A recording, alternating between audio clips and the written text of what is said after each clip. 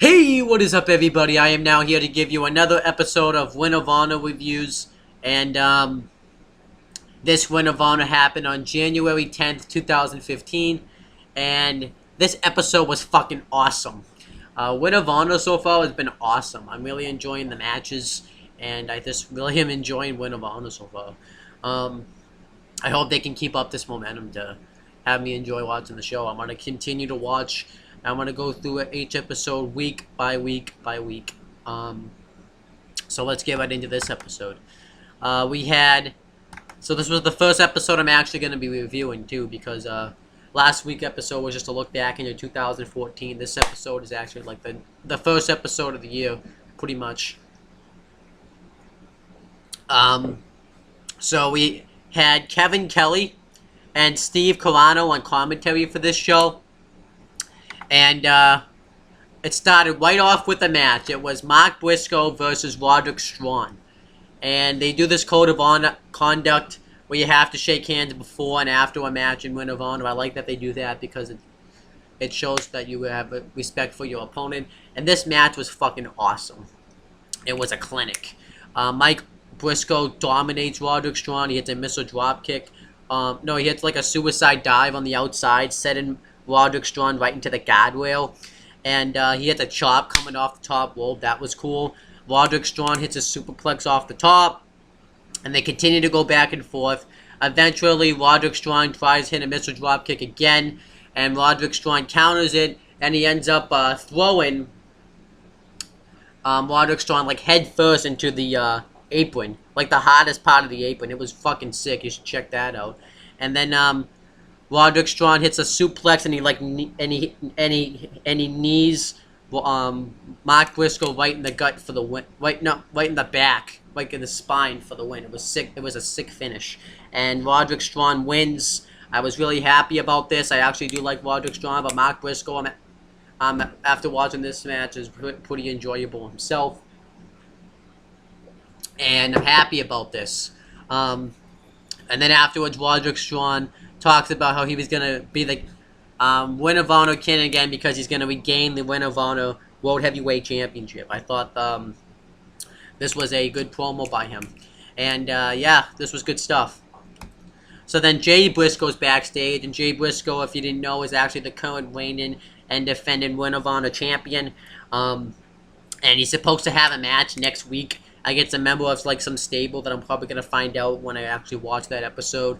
And it's going to be for his title and somebody else's title. I'm not really exactly sure what's going on with this due to the fact that I'm not in the loop right now. So that's all the information I can really give you. And next, Nigel McGuinness, I think is his name. I don't know. But he comes out and announces who's going to be the #1 contender to the Win of Honor World title. And he announces that Hansen and Michael Elgin are going to have a match, and that whoever wins that match is going to be the #1 contender to the Win of Honor Championship. And then he has to talk about something else. He brings out, let me look up his name, Tommaso Ciampa. I think that's how you say it. Ciampa. I don't know how to say his last name, but he brings out Tommaso, and Tommaso had accidentally struck a referee during a match with Jay Briscoe for the championship. So, you know, they have like a no tolerance policy where if you can't hit an official, so he's technically supposed to be fired. But Nigel McGuinness ends up getting him out of trouble, but he owes he owes him one, and Tommaso says that's what you want to believe, and he says that he wants a Win of Honor championship match because world title match because he was never pinned. Well, because technically he did beat the champion, the referee just wasn't there. So then Michael Elgin comes out and talks about how he doesn't deserve a championship match because he's just a straight up loser. And he's the best in Win of Honor and he's beaten everybody. And Tommaso talks about how you're not the man that you used to be. You used to be on top of the world, but now none of the fans even want to see you. And Michael Elgin even says that if I'm not the man I used to be, I was still able to beat you 2 months ago. And he says that he's going to beat Hansen tonight and become the #1 contender. He says he can beat everybody. So Michael Elgin asks if Tommaso can be added as to the number one contenders match, and he gets the offer he wants. So now the number one contenders match turns into a triple threat match, which I'm happy about. And I thought this was an overall good segment here. Then next, Maria's backstage. She used to be in WWE. If you don't remember her, I actually like Maria. And she talks about how that whole match with Jay Briscoe and stuff like that, and how he's not going to be able to hit her because he's going to have her men protecting her. I can't give you much more information because I don't know a lot about this right now, so I apologize. So then we get another match. It's Jay Diesel with Truth Marani or Maoni, I don't know how to say that, versus Will Ferrell with Capris Cole on commentary. And this was a first round match in the top prospect tournament. And if you win this tournament, you become the top prospect of Ring of Honor, which is like a prestigious honor. And if you win, you get a title shot against the Ring of Honor Television Champion Jay Lethal, which I think is a nice touch. This match was sick. Jay Diesel, this is like a boxer, so he starts hitting fists on Will Ferrell, and Will Ferrell gets out of him. He pulls down. Jay Diesel tries to charge at him in the ropes, and Will Ferrell pulls down the ropes, and he hits a sick suicide dive on Jay Diesel, and then Jay Diesel hits a wicked fallaway slam into the guardrail. I thought that was sick.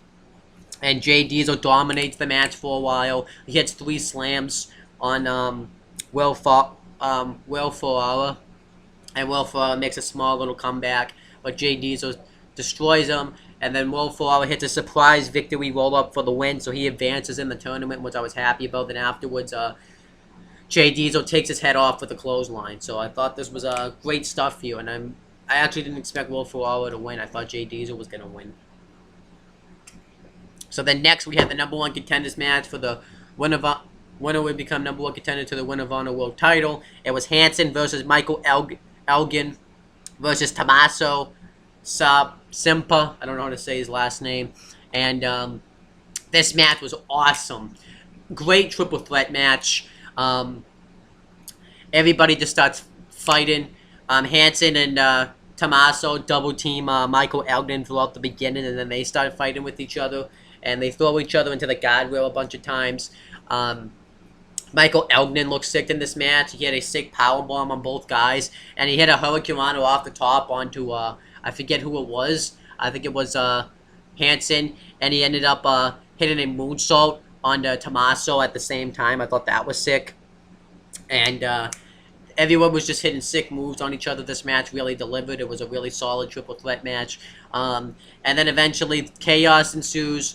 Tommaso's about to win, and Michael Elgin pulls out the official. They start getting into it. Tommaso wants to come take a cheap shot, but Michael Elgin stands in front of the official. Hansen hits a dive, and Hansen hits a sick cartwheel clothesline too in this match. Just check out this match. It's really awesome. Hansen hits a dive and takes out everybody, even the official, and everybody starts fighting. So another referee comes out and loses control and calls off the match, and Michael Elgin takes out Tommaso with a chair.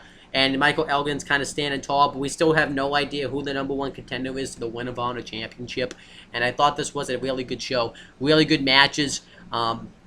And I enjoyed this. And it leaves you with a cliffhanger wondering next week who's going to be the number one contender to the Ring of Honor Championship. So I thought this was a awesome episode of Ring of Honor. I think I'm already getting better at doing the review because I just am. But other than that, that's pretty much it. You can click right here to subscribe to my non-wrestling channel, Owen the Talkinator. Down below to check out my CM Brothers channel where I talk about both wrestling and non-wrestling topics. Over here to check out my friend James Hebert. He has 2 YouTube channels. One's over here, it's called James Hebert, and he makes custom Titantrons of wrestlers. And then over there is his Wayne with Youth Wrestling channel, where he's having a tournament filled with 32 people, and I'm one of those people in that tournament for the WYW Championship, and I am going to win that WYW Championship. And then you can click down below to subscribe to me to check out future content on this channel. The SummerSlam review series is up here. You have to check out 2013 right there. So that's about it, guys. Talk to you later.